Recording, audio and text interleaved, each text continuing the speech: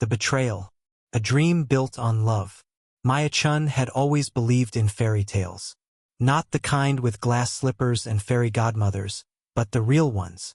The ones where two people meet, fall in love, and build a life together through hard work and devotion. At 29 years old, she had spent the last 7 years turning that belief into a thriving business. Chun Weddings wasn't just a company. It was her heart made visible. Her dreams transformed into reality for couples who trusted her with the most important day of their lives. Her office in downtown Boston was small but elegant. Crystal chandeliers hung from the ceiling, casting rainbow patterns across walls decorated with photographs of smiling brides and grooms. Each picture told a story that Maya had helped write. The nervous couple who almost called off their wedding until Maya reminded them why they fell in love. The elderly pair renewing their vows after 50 years, tears streaming down their faces as they remembered their youth. Maya had been there for all of it, holding hands, wiping tears, making magic happen. But the greatest love story she believed in was her own. The man she thought she knew. David Morrison had walked into her life 4 years ago at a charity gala. He was tall, handsome, with dark hair that fell just right and a smile that seemed reserved only for her. He was a corporate lawyer at one of Boston's most prestigious firms, the kind of man who wore expensive suits and closed million-dollar deals before lunch. When he asked Maya to dance that night, she felt like Cinderella at the ball. Their relationship had been a whirlwind of romance. David brought her coffee every morning, remembered the little things she mentioned in passing, and supported her business dreams. He attended her wedding events, charming clients and taking photos when her photographer needed an extra hand. He proposed to her on a beach in Cape Cod, with the sunset painting the sky in shades of orange and pink. Maya said yes without hesitation, already imagining the wedding she would plan for herself. It would be perfect, just like their love. Or so she thought. The day everything shattered. It was a Tuesday afternoon in late September when Maya's world collapsed. She had just finished a consultation with a bride who wanted a winter wonderland theme, complete with ice sculptures and white doves. Maya was exhausted but happy, her mind already spinning with ideas. She decided to surprise David by coming home early. They shared a beautiful apartment in Back Bay, with large windows overlooking the Charles River. It was expensive, but they had agreed it was worth it. An investment in their future together. Maya climbed the stairs to their third-floor apartment, balancing a bag of Thai takeout in one hand and her portfolio in the other. She was humming the wedding march, a habit she had developed over the years. As she reached the door, she noticed it was slightly open. That was strange. David was always careful about security. She pushed the door open slowly, calling out his name. "David? I brought dinner." The silence that greeted her was heavy, wrong. Then she heard it, a sound that made her blood run cold. Laughter. Female laughter, coming from their bedroom. Maya's heart began to pound. She told herself there was an explanation. Maybe David's colleague had stopped by. Maybe his sister was visiting. But deep down she already knew. The cruel truth revealed. Maya walked down the hallway, her footsteps silent on the hardwood floor. The bedroom door was partially open. Through the gap she could see movement. Her hand trembled as she pushed the door wider. David was there in their bed with Rebecca Torres. Rebecca, her assistant. The 24-year-old woman Maya had hired 6 months ago because she seemed eager and hardworking. The woman Maya had mentored, trained, and trusted with her business secrets. Rebecca, who had sat across from Maya just that morning, discussing flower arrangements and helping organize files. They didn't notice Maya at first. They were too caught up in each other, tangled in sheets that Maya had bought, in a bed she had shared with David for 3 years. When David finally looked up and saw her standing there, his face didn't show guilt or shame. It showed annoyance. "Maya," he said, sitting up casually, as if she had interrupted a business meeting. "You're home early." That was all he said. Not, "I'm sorry." Not, "This isn't what it looks like." Just a statement of fact, delivered with cold detachment. Maya couldn't speak. Her throat had closed up. Her chest felt like it was caving in. The takeout bag slipped from her fingers and hit the floor with a wet thud. Rebecca pulled the sheet up to cover herself, but she wasn't crying or apologizing either. She looked almost defiant, her chin raised, her eyes meeting Maya's without flinching. "How long?" Maya finally managed to whisper. David sighed, running a hand through his hair. "Does it matter?" "Maya, let's be honest. This has been coming for a while. You're never here. You're always at some wedding, planning someone else's happiness. When was the last time you focused on us?" "On me." The blame and the breakdown. The words hit Maya like physical blows. He was turning this around, making it her fault. She worked hard because she was building something, creating a life for them. She had assumed he understood that, supported it. Now he was using her dedication against her. "I work hard for us," Maya said, her voice shaking. "Everything I do is for our future." "No," David said, standing up and pulling on his pants. "Everything you do is for your clients. I'm tired of being second place, Maya. Rebecca understands me. She makes time for me. She makes me feel important." Rebecca stood up too, wrapping herself in Maya's bathrobe. The sight of it made Maya's stomach turn. "I didn't mean for this to happen," Rebecca said, but her tone suggested otherwise. "But David and I have a real connection. What you two have is just routine." Maya felt tears burning her eyes, but she refused to let them fall. Not in front of these two people who had betrayed her so completely. "Get out," she said quietly. "Both of you, get out of my apartment." "Actually," David said, reaching for his phone on the nightstand, "it's our apartment. Both our names are on the lease, remember? If anyone's leaving, it's you." The systematic destruction. That night was just the beginning of Maya's nightmare. David didn't just leave her. He systematically destroyed her life with the precision of a lawyer who knew exactly how to hurt someone. First, he convinced Rebecca to quit working for Maya and start her own wedding planning business. Rebecca took Maya's client list, her vendor contacts, and her innovative ideas. Within 2 weeks, Chun weddings started losing clients. Brides called to cancel, apologizing but explaining they had found someone who could better meet their needs. Maya soon discovered that Rebecca was undercutting her prices and offering services that sounded suspiciously like Maya's signature packages. Then came the rumors. David had connections throughout Boston's social scene, and he used every single one of them. Word spread that Maya Chun was unstable, that she had been neglecting her clients, that her recent weddings had been disasters. None of it was true. But truth didn't matter when a charming lawyer was whispering lies at cocktail parties and business lunches. Maya tried to fight back. She showed potential clients her portfolio, her glowing reviews, her years of experience. But the damage was done. Her phone stopped ringing. Her email inbox, once flooded with inquiries, became empty. Vendors she had worked with for years started refusing her calls, afraid of being associated with someone who had supposedly become unreliable. The financial collapse. Within 3 months, Maya's business was dying. She couldn't pay her office rent. She couldn't afford her assistant's salary, so she had to let go of the one employee who had stayed loyal. She had to sell her furniture, her equipment, everything she had built. The crystal chandeliers that had made her office so magical were auctioned off. The photographs of happy couples came down from the walls. David forced the sale of their apartment. As a lawyer, he knew exactly how to make the process as painful as possible. Maya ended up with barely enough money to cover her debts. Her savings, which she had planned to use for their wedding, went to paying vendors she still owed and settling the lease on her office. By December, Maya was broke. She had no business, no home, and no hope. Her friends had slowly disappeared, influenced by the rumors or simply tired of her sadness. Her family lived across the country in California, and she was too ashamed to tell them how completely she had failed. She moved into her car, a 10-year-old Honda Civic that rattled and leaked cold air. She parked in different spots each night, afraid of being recognized or kicked out. She used the gym membership she couldn't quite afford to cancel for showers. She ate cheap fast food and tried not to think about the elaborate wedding cakes and gourmet meals she used to taste test with clients. The darkest night.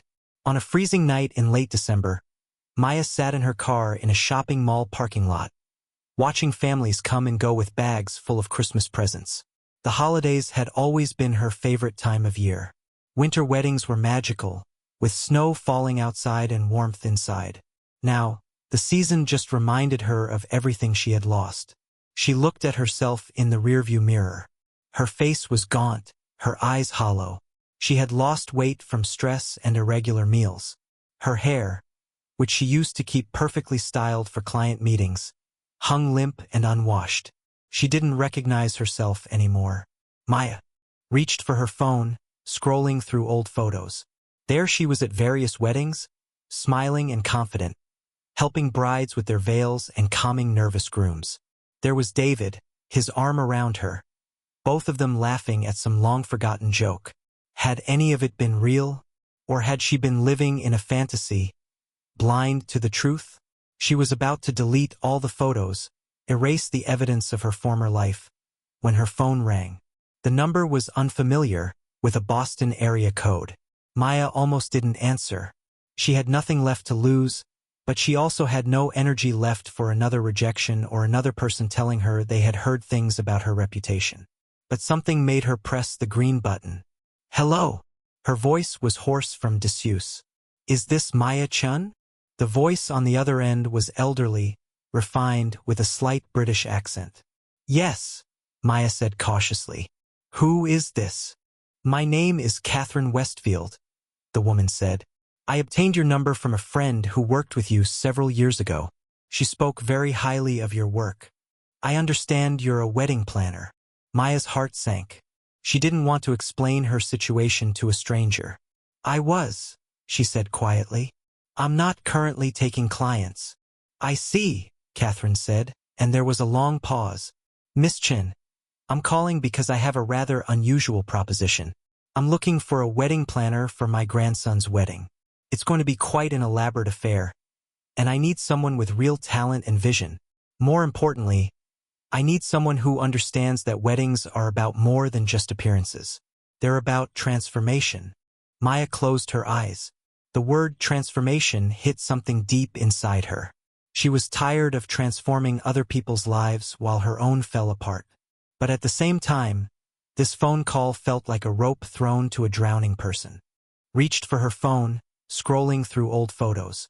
There she was at various weddings, smiling and confident, helping brides with their veils and calming nervous grooms. There was David, his arm around her, both of them laughing at some long-forgotten joke. Had any of it been real, or had she been living in a fantasy, blind to the truth? She was about to delete all the photos, erase the evidence of her former life, when her phone rang. The number was unfamiliar, with a Boston area code. Maya almost didn't answer. She had nothing left to lose, but she also had no energy left for another rejection or another person telling her they had heard things about her reputation. But something made her press the green button. Hello. Her voice was hoarse from disuse. Is this Maya Chun? The voice on the other end was elderly, refined, with a slight British accent. Yes, Maya said cautiously. Who is this? My name is Catherine Westfield, the woman said.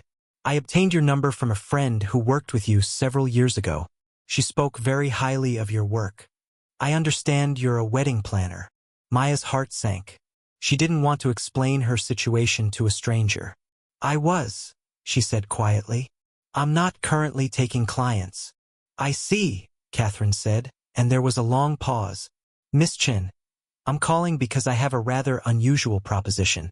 I'm looking for a wedding planner for my grandson's wedding. It's going to be quite an elaborate affair, and I need someone with real talent and vision. More importantly, I need someone who understands that weddings are about more than just appearances. They're about transformation. Maya closed her eyes. The word transformation hit something deep inside her. She was tired of transforming other people's lives while her own fell apart. But at the same time, this phone call felt like a rope thrown to a drowning person. Mrs. Westfield, Maya said slowly, I appreciate you thinking of me, but I should be honest. My business has closed. I don't have an office or staff anymore. I'm not sure I'm the right person for an elaborate wedding. On the contrary, Catherine said, and there was something knowing in her voice. I think you might be exactly the right person. Miss Chin, would you be willing to meet with me tomorrow? I promise it will be worth your time. I'm staying at the Four Seasons. Shall we say 10 in the morning? Maya looked around her car, at the blankets piled in the back seat, at the bags of her remaining possessions. What did she have to lose? Even if this led nowhere, at least she would spend a few hours in a warm hotel lobby. All right, Maya said. I'll be there. Excellent, Catherine said warmly. I look forward to meeting you, Miss Chin. I have a feeling we're going to help each other a great deal. The call ended, leaving Maya alone with the sound of wind rattling against her car windows.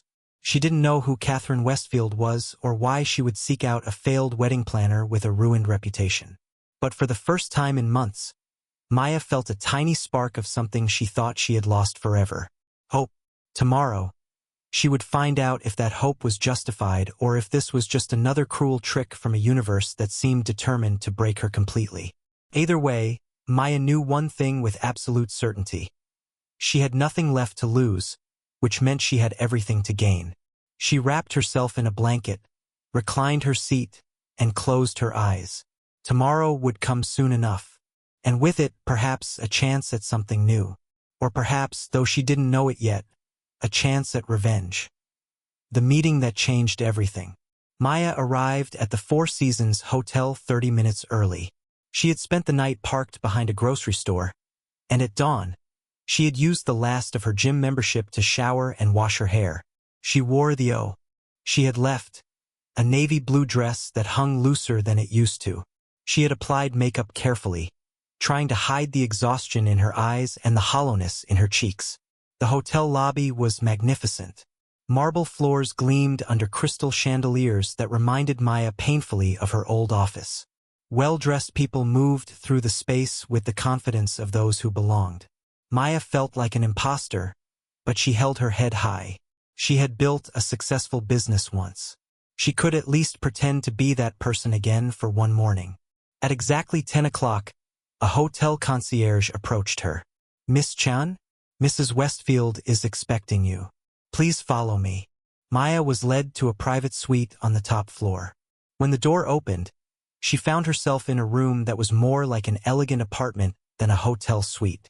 Floor-to-ceiling windows overlooked Boston Common, where snow was beginning to fall softly. And there, seated in a wingback chair by the window, was Catherine Westfield. She was perhaps 75 years old, with silver hair styled in a classic bob and sharp blue eyes that seemed to see everything. She wore a simple but obviously expensive cream-colored suit. When she saw Maya, she smiled warmly and stood up with surprising grace. Miss Chun, Catherine said, extending her hand. Thank you for coming. Please sit down. I've ordered tea and pastries. You look like you could use a proper breakfast. Maya shook her hand and sat down on the sofa, trying not to stare at the spread of food on the coffee table. Fresh croissants, fruit, various teas, and coffee. Her stomach growled loudly, betraying her. Please eat, Catherine said gently, sitting back down. We have much to discuss, but there's no rush. Maya hesitated only a moment before reaching for a croissant. It was buttery and warm, and she had to stop herself from eating too quickly. Catherine poured tea for both of them and watched Maya with those penetrating blue eyes. Now then, Catherine said after a few moments, let me be direct, Miss Chin. I know about your situation. I know your business closed. I know about the rumors that destroyed your reputation. And I know about David Morrison and Rebecca Torres. Maya froze, the croissant halfway to her mouth. How do you know all that? Because I make it my business to know things, Catherine said simply. And because David Morrison is my grandson. The shocking connection. The room seemed to tilt. Maya set down her cup carefully, afraid she might drop it. Your grandson, she repeated numbly. Yes, Catherine said, and her expression hardened. David is the son of my late daughter, Elizabeth. She died when he was 12, and I tried to maintain a relationship with him, but his father poisoned him against me. You see, I didn't approve of how his father was raising him. teaching him that people were tools to be used, that love was weakness, that cruelty was just another form of strength. Catherine took a sip of her tea before continuing. I cut David off financially 5 years ago when I discovered he had defrauded a business partner. I told him he would never see another penny from me unless he changed his ways and made amends. He responded by telling me I was a bitter old woman and that he didn't need my money. He was right about one thing. He didn't need it. He's made his own success as a lawyer. Then why are you telling me this? Maya asked, her mind racing. Because 3 months ago, I hired a private investigator to check on David. I still loved him, you see, despite everything. I hoped he had changed. Instead, I discovered what he did to you. Catherine's eyes blazed with fury. He destroyed an innocent woman who had loved him, supported him, and believed in him. He used his skills as a lawyer not to seek justice, but to ruin someone's life out of pure selfishness. When I learned the truth, I realized my grandson had become the very monster I feared he would. Maya felt tears pricking her eyes. Why are you helping me?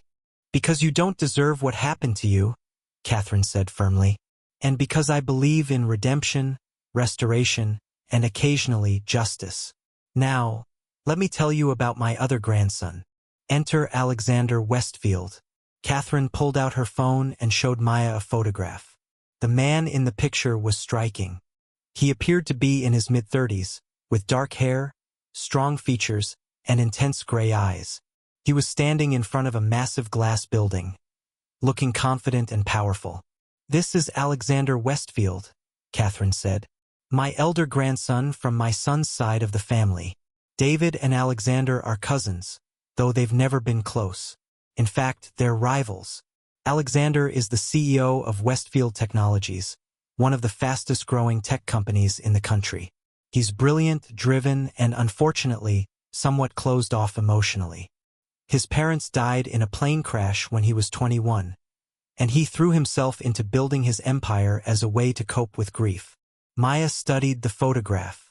There was something magnetic about Alexander, but also something lonely in his eyes.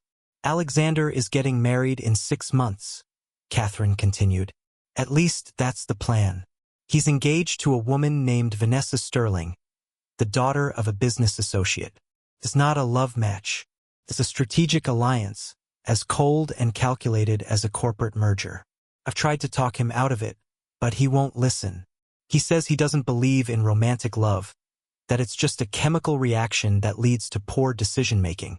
That's terribly sad, Maya murmured. Yes, it is, Catherine agreed. But here's where you come in, Miss Chun. I want you to plan Alexander's wedding. I will pay you $250,000 for your services. Maya's head snapped up. What? That's impossible. That's 10 times what I would normally charge for even the most elaborate wedding. I know, Catherine said calmly, but I'm not just hiring you as a wedding planner. I'm hiring you as a partner in a larger plan. You see, I don't want this wedding to happen. Not because I dislike Vanessa, but because I don't want my grandson trapped in a loveless marriage. I want you to plan the most spectacular wedding Boston has ever seen. And in the process, I want you to show Alexander what he's missing. The proposal and the plan. Maya shook her head, confused. I don't understand. You want me to sabotage the wedding? No, Catherine said. I want you to save my grandson from himself. And in the process, I want to help you rebuild your life and career. Think about it, Maya. David destroyed your reputation in Boston's social circles. But if you plan the wedding of Alexander Westfield, the most powerful young entrepreneur in the city, your reputation will be restored instantly. Everyone will want to work with you again. But why would Alexander hire me? Maya asked. If David is spreading rumors about me, surely Alexander has heard them. Catherine smiled mysteriously. Alexander doesn't listen to gossip, and he certainly doesn't listen to David. The two of them have been competing since they were children. David works for Morrison and Associates, a law firm that desperately wants Westfield Technologies as a client. Alexander has refused them repeatedly. If David says something is bad, Alexander is inclined to think it must be good. Maya's mind was spinning. This was far more complex than any wedding she had ever planned. Mrs. Westfield, I appreciate what you're trying to do, but I can't trick someone into hiring me. You won't have to, Catherine said. I've already spoken to Alexander. I told him I found the most talented wedding planner in Boston, someone who understands what weddings truly mean. He's agreed to meet with you tomorrow. What happens after that is up to you. And what about David? Maya asked quietly. Does he know about any of this? Catherine's smile turned cold. Not yet, but he will. You see, Alexander's wedding will be the social event of the season. Every important person in Boston will be there, including David and his law firm partners. They'll all see you there, successful and thriving, planning the wedding that everyone will talk about for years. David will realize that he didn't break you. He only made you stronger. Maya sat back, her heart pounding. This was more than just a job offer. This was a chance at redemption, restoration, and yes, revenge. Not the destructive kind of revenge that would make her like David, but the kind of revenge that came from success, from rising above the ashes and proving that she was better than the cruelty inflicted upon her. What do you want in return? Maya asked. Surely you're not doing all this just out of kindness. I want you to help me save my grandson from a loveless marriage, Catherine said. I want you to remind him that real love exists, that it's worth fighting for, that it's worth believing in. How you do that is up to you. Maybe through the wedding itself, maybe through the couples you introduce him to, maybe through your own story. I don't know. But I believe that if anyone can remind him what marriage should be, it's someone who has seen both its beauty and its betrayal. The transformation begins. Maya looked out the window at the snow falling over Boston. Just 24 hours ago, she had been living in her car, believing her life was over. Now she was being offered not just a lifeline, but a chance to rebuild everything she had lost. I'll do it, Maya said, turning back to Catherine. I'll plan Alexander's wedding, and I'll do everything I can to help him understand what marriage should really be about. Catherine's face lit up with genuine joy. Excellent. Now, let's discuss the practical matters. First, you'll need an office. I own a building in the Back Bay with a vacant commercial space. It's yours for as long as you need it, rent-free for the first year. Second, you'll need staff. I've taken the liberty of contacting several talented people who would be honored to work with you. And third, you'll need a wardrobe befitting Boston's premier wedding planner. Over the next 2 hours, Catherine outlined her plan with military precision. Maya would have a generous advance to cover startup costs. She would be introduced to Catherine's extensive network of contacts, from florists to photographers to caterers. She would have access to venues that most planners could only dream of. But remember, Catherine said as their meeting drew to a close, you earned this, Maya. I'm giving you an opportunity, but your talent and your heart are what will make this work. Don't let anyone, especially not yourself, tell you this is charity. You're being hired because you're the best. Maya left the Four Seasons in a daze. She sat in her car, no longer seeing it as a prison but as a reminder of how far she had fallen and how far she was about to rise. She pulled out her phone and looked at the contact information Catherine had given her. Tomorrow at 2 in the afternoon, she would meet Alexander Westfield at his office. That night, Maya didn't sleep in her car. Catherine had booked her a room at a comfortable hotel, insisting that she needed rest and proper preparation. As Maya lay in the soft bed, she thought about everything that had happened. She thought about David's betrayal, about Rebecca's treachery, about the months of suffering. And then she thought about tomorrow, meeting Alexander Westfield. The Westfield Technologies building was a masterpiece of modern architecture, all glass and steel reaching 30 stories into the Boston sky. Maya stood outside for a moment, taking a deep breath. She wore a new charcoal gray suit that Catherine had sent to her hotel room, along with a note that said, "Dress for the life you want, not the life you had." The receptionist at the front desk was expecting her and directed her to the executive floor. When the elevator doors opened, Maya stepped into a space that screamed success. The offices were sleek and modern, with employees moving purposefully through open workspaces and glass-walled conference rooms. A sharp-looking assistant greeted her. "Miss Chan? Mr. Westfield is ready for you. Please follow me." Alexander's office was enormous, with one entire wall made of windows overlooking the city. And there, standing by those windows with his back to the door, was the man from the photograph. But in person, Alexander Westfield was even more impressive. He turned as Maya entered, and she found herself looking into those intense gray eyes. "Miss Chun," he said, his voice deep and measured. He didn't smile, but he offered his hand. "My grandmother speaks very highly of you. Your grandmother is very kind," Maya said, shaking his hand. His grip was firm, his hand warm. "My grandmother is many things," Alexander said with the hint of a smile. "But kind is not usually the first word people use. Please, sit down." They sat across from each other at a conference table. Alexander had a folder in front of him, and Maya realized with a jolt that it was likely research about her. He would know about her failed business, about the rumors. Her heart sank. "I'll be direct, Miss Chen," Alexander said, opening the folder. "I know your business closed recently. I know there have been rumors about your reliability and professionalism. I also know that my cousin, David Morrison, was involved in spreading those rumors after your relationship ended." Maya's face flushed. "Mr. Westfield, He held up a hand. "I'm not finished. I also know that every single one of those rumors is false. I had my team investigate you thoroughly. Every couple you worked with has nothing but glowing reviews. Every vendor speaks of your professionalism and creativity. And several of your former clients were happy to tell my investigator that they were pressured or bribed to cancel their contracts with you." Maya stared at him in shock. "You investigated me?" "Of course," Alexander said matter-of-factly. "I don't make decisions based on gossip or even on my grandmother's recommendations. As much as I love her, I make decisions based on facts. And the facts tell me that you're one of the most talented wedding planners in Boston, that you were systematically destroyed by a vindictive ex-partner, and that you deserve a second chance." For the first time, Alexander's expression softened slightly.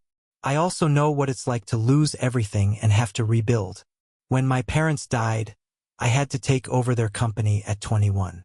Everyone said I would fail. They said I was too young, too inexperienced, too emotional. But I proved them all wrong. You deserve the same chance." Maya felt tears threatening, but she blinked them back. "Thank you, Mr. Westfield. That means more than you know." "Call me Alexander," he said. "Now, let's talk about my wedding. The engagement without love." Over the next hour, Alexander outlined his vision for the wedding. Or rather, he outlined the practical requirements. It needed to accommodate 500 guests. It needed to impress his business associates and Vanessa's social circle. It needed to be elegant but not ostentatious, traditional but not boring. What was missing from his description was any sense of emotion or personal meaning. "What about you and Vanessa?" Maya asked carefully. "What's your love story? How did you meet? What made you fall in love? These details help me create a wedding that reflects your relationship."